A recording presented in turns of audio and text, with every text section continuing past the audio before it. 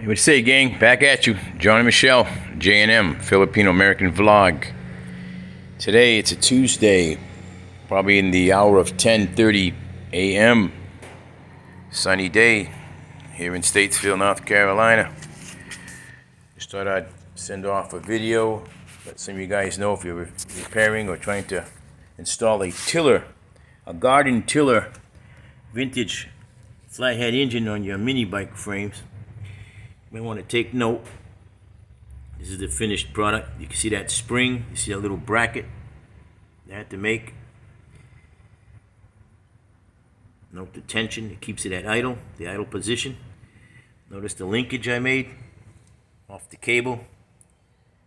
Some stiff wire. And I'll show you further results on a table. I got one on the table. I can show you an example of what I'm talking about.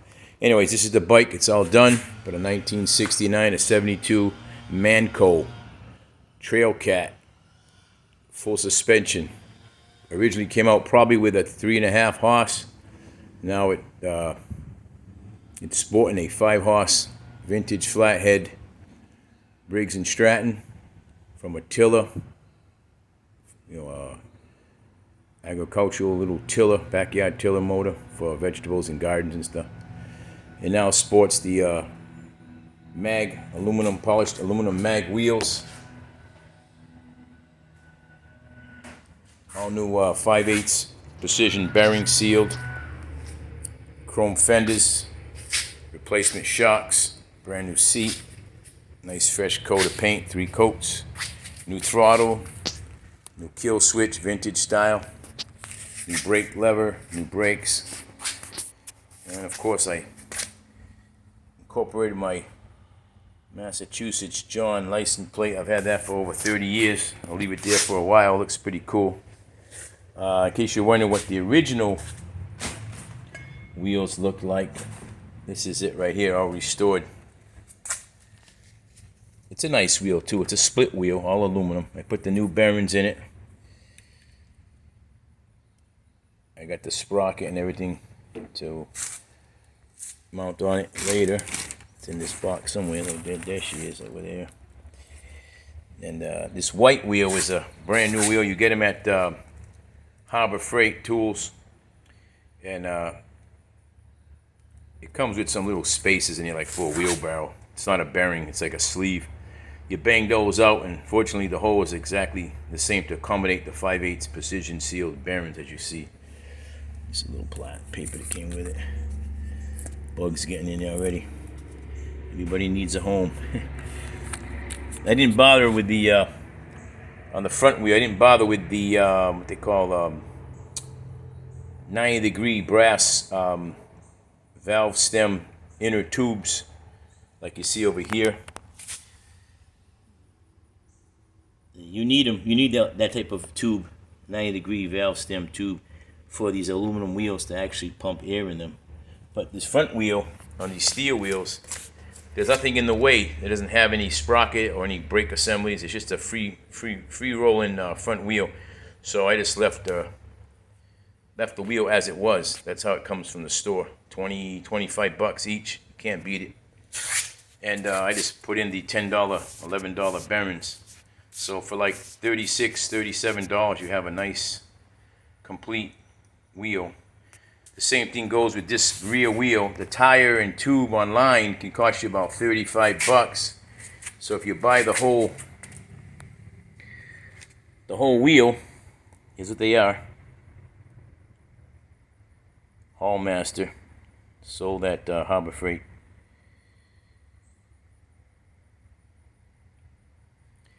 See how it comes with a little sleeve. If you take the tire, if you need to put it on a rear application, you have to buy another tube. The tubes have the right angle. It's kind of way down in my box here, but the tubes are about, I don't know, $8, $9. So you get the new tire, you put in that right 90-degree angled valve stem type inner tube for the 6-inch wheel or 5-inch wheel, whatever size wheels you're going to be using.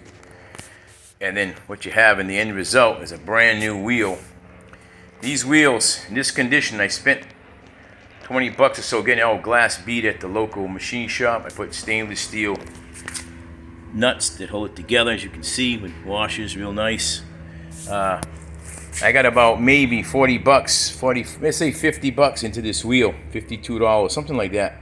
But if you go buy one online, ready to go like this, they're gonna want like close to $95, $100, maybe $110 each. So the best thing is to do like Johnny if you want to save money. Johnny's not the sharpest tool in the shed, but I do know how to save money. I'm a Portuguese man. Go to Harbor Freight and buy yourself these wheels with the tires. And like I say, you can keep the white for the front. White doesn't look that cool, but it's functional, you know. If you got a classic bike like this, you're trying to bring it back up to the original vintage appeal, then you're gonna have to spend the money on those wheels. They look like 130 bucks for those two wheels, but look how beautiful they are, you know. All the washers and you can see the hardware, the axle bolts, the nuts. Over here in the steering column, that new bolt with washer. It's got a nice gold cadmium coating on it. Stainless steel 5/16 bolts to hold the pegs back on.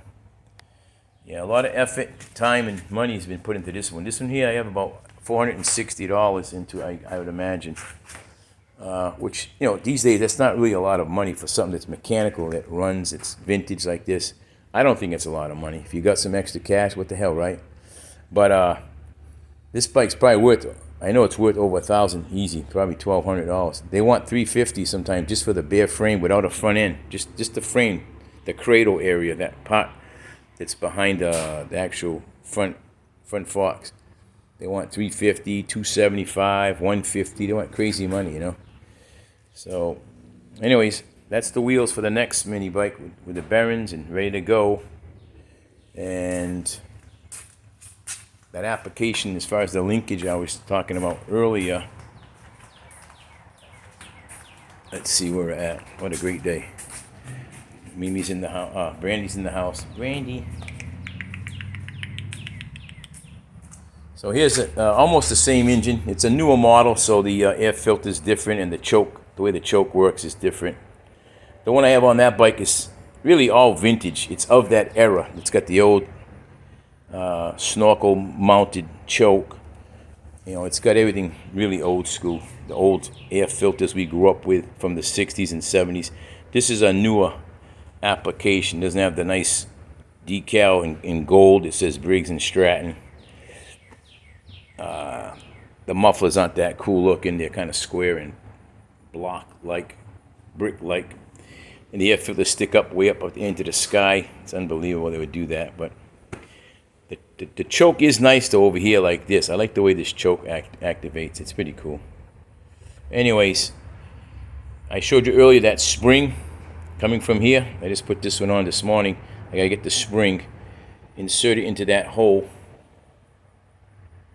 and then it'll keep the throttle at idle at all times. See it?